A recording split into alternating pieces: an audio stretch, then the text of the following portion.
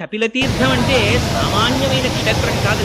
ఇక్కడ పరమశివలింగముతో పాటుగా ఆనాడు పరమశివుడు జటాజూటంలో పట్టినటువంటి గంగ త్రిపథగయై మందాకిని, భాగీరథి, భోగవతి అనేటటువంటి పేర్లతో పాతాళానికి వెళితే ఆ భోగవతి మళ్ళీ పైకుపికి అక్కడే పుష్కరిణిగా ఏర్పడింది. అది ఎంత శక్తివంతమంటే పార్వతీదేవితో పరమశివుడు ఒక మాట చెప్పాడు. పార్వతి, ఈ తీర్థము ఎంత గొప్పదో తెలుసా?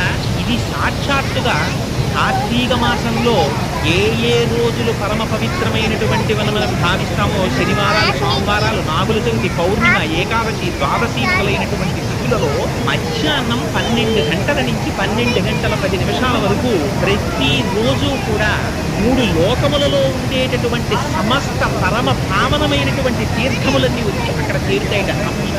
ఆ తీర్థములో స్నానం చేస్తే ఎంతటి వారికి కూడా శరీరమునకు పట్టినటువంటి